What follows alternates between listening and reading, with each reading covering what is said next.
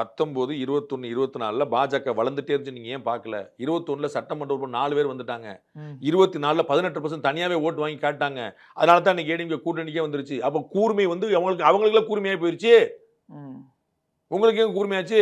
அது இன்னும் இவங்களுக்கு சௌரியம்ல. 2019ல பாஜக வளருது. 2019ல திமுக பெற்ற மொத்த வாக்குகள், 21ல பெற்ற மொத்த வாக்குகள், 24ல பெற்ற மொத்த வாக்குகள் கூடியிருக்கா? குறைஞ்சிருக்கா? நீங்க பார்த்து சொல்லுங்க. சோ, அப்போ வாய்ப்ப வந்து அதிமுக, பாஜக, தாவேகா கூட்டணி ஈஸியா அடிச்சிடும். தாவேகா கூட்டணி, அதிமுக, என்டிஏ கூட சேர்ந்தா அதிரி புதிரி வெற்றி அந்த அணிக்கு. ஒரு 2 நாள் முன்னாடி இல்லாட்டா தோல்விங்கிறது கிடையாது. அத நீங்க புரிஞ்சுக்கணும். அதான் திரும்ப திரும்ப சொல்றேன். அவங்க வந்தா அதிரி புதிரி வெற்றினா வெற்றியை உறுதிப்படுத்துவாங்க, வெற்றியை அதிகப்படுத்துவாங்க. இல்லன்னா தோத்துருவாங்க நான் சொல்ல நீங்க கவனமா புரிஞ்சுக்கணும். இப்போ 2 நாள் முன்னாடி எடப்பாடி பழனிசாமி செய்தியாளர்கள்ட்ட பேசும்போது, அப்படிலாம் பேசலீங்கன்னு தான் சொல்றாரு. திரு எடப்பாடி பழனிசாமி சொன்னாரு. சிடி நிர்மல்குமார் சொன்னாரு. அண்ணாமலை சொன்னாரு. நயினார் நாகேந்திரன் சொன்னாரு. எல்லாருமே நான் எதுவும் அதான் சொன்னேனே உங்களுக்கு. முதலில் விரும்பியது அதிமுக, பிறகு விரும்பியது பாஜக, தற்போது விரும்புவது தாவேகா. நான் தான் முதல்லயே சொன்னேனே. இல்ல இல்லைன்னு சொல்லியிருந்தாங்க இப்போ.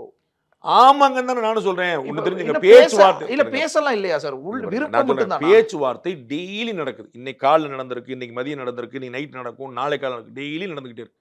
மனசு யாரு மாத்துறா அப்படிங்கிறதுல கணக்கு இருக்கு.